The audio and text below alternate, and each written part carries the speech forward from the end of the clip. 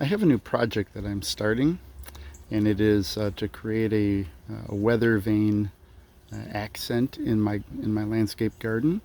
And it dawned on me that I have quite a few different sculptures and artistic pieces throughout my gardens.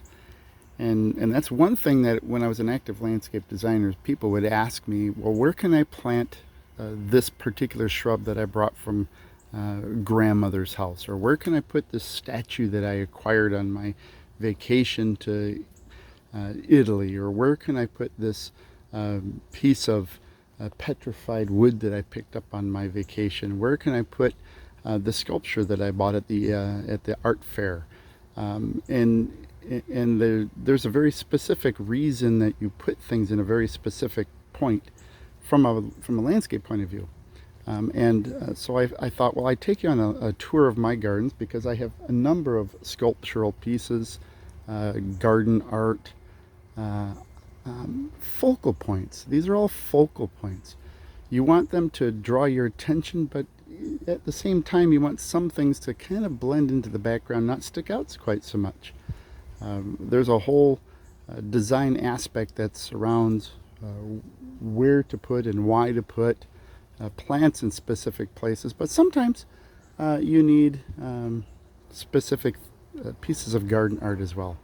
I have in the picture here, my wife and I picked up several metal sculptures that we have on the house because they make some nice accents on the house. This one is in this particular spot because the wife loves birds and she loves hummingbirds, and this is a hummingbird sculpture. And it may look a little strange where it is. It's in an odd place. It truly is when you're outside, but her view out of the window is very much where I'm standing here. This is I'm right in the middle of the line of view as she's looking out the window. So she looks out the window just about like this. So it may look a little odd framed on the wall like it is, but when you think about this is her actual view, the big live oak tree and the crotons and the elephant ears in the backdrop, and there's a pygmy date palm right in front of me here. That's going to get bigger, but it's not going to overpower. It'll eventually get above that sculpture. When she's sitting here, she can see if anybody walks up the sidewalk, and this kind of frames it. So why was it chosen for this particular spot? Because it adds an accent to an otherwise rather boring and blank wall. It makes a nice accent and it really frames her view. One of my favorite sculptures. I love peacocks. I'd love to have some live peacocks in the yard. The wife does not want me to have live peacocks in the yard. Therefore, I have to go with fake peacocks in the yard. This is a metal sculpture I picked up in Tarpon Springs, Florida. It's really cool. I really like it. I put it on a pillar made of some blocks that I picked up at Lowe's. These are 4x8 by 12 inch blocks. They make a really nice pillar. It's in this location. Let me back up here. It's in the corner of my yard.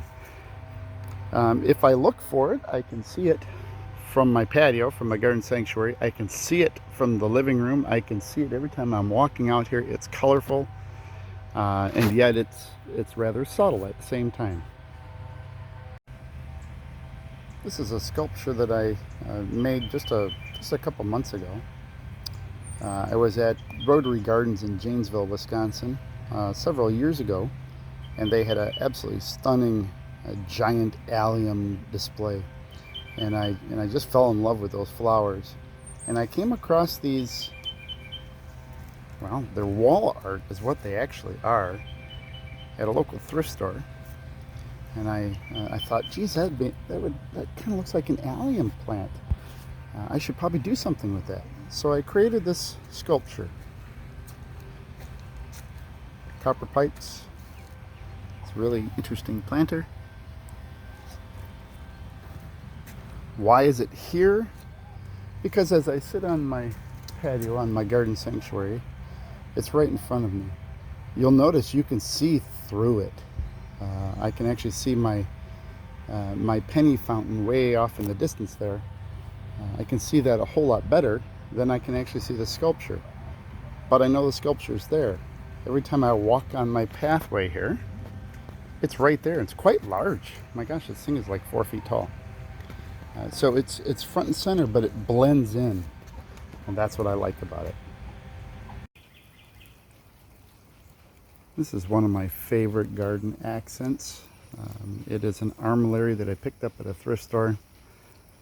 It's brass, it's copper. There's some steel that was painted as well. It's on a block pillar made from some blocks I picked up at Lowe's.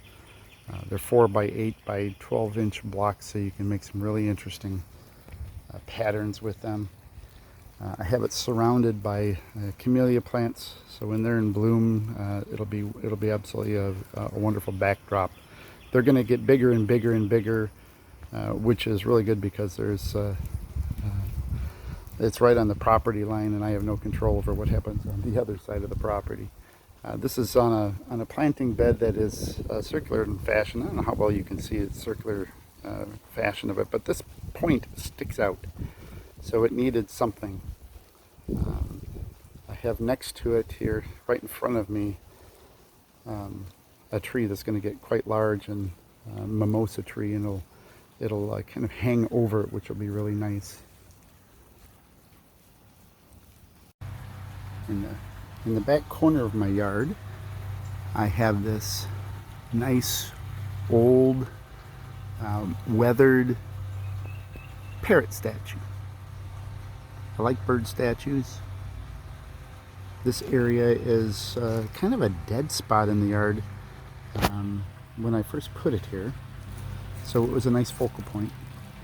It has the bougainvillea in the background, which draws your attention to it, and then you can see that this is here, and it kind of forces you to walk over here. That's a magnolia to its right. That little guy. Someday that's going to be a large tree. That's a crepe myrtle. That's going to be a larger plant at some point. So this guy's going to be kind of, right now he kind of stands out, but in the future he won't. He'll be blending in beautifully. This is a focal point of my garden. This area of my landscape is actually in the shape of a circle. This part of the lawn is a circle. I'm not standing in the middle of the circle. That thing's in the middle of the circle. So it sets off the center of the circle, and what this is a jacaranda plant, jacaranda tree, which is a really cool tree in Florida. It has purple flowers. It's massive. Jacaranda trees don't like growing here. That's why it's in a pot. I'm a little bit too far north for that. But I found this really cool copper pot at a thrift store. Planted some ivy in it, the jacaranda tree. So now when it blooms, when it gets bigger and it blooms, it'll be a real focal point for this part of my yard. I love peacocks. Wife won't let me get a real peacock, so I have fake peacocks. This is a metal peacock that I picked up at a thrift store, and it's just fabulous. I have it sitting on the edge of my pond. Every time I come out here to feed the fish, which is daily, it's right there. It's just wonderful. When I'm sitting on my patio, I can see it. When I'm in my inside the house looking out of the windows, there it is. It's just a spectacular place. It seems to be in a natural spot on the corner of the pond here. It has the added effect of scaring the predatory birds away, which is always a good thing.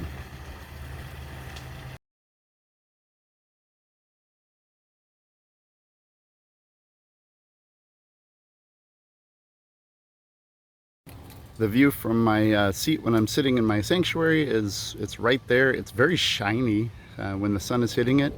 I think the water's going to sparkle beautifully. It's far enough away visually from my waterfall that I don't think it'll take away from it. And I think what I'll do is I'll continue my wall across to meet up with it. I had some jasmine that were planted there, and they're always getting frost damage, so there they are. I'm going to put them someplace else, and I'll put some new plants in here. But if I continue this low wall, I think that's going to make a really nice addition to this landscape.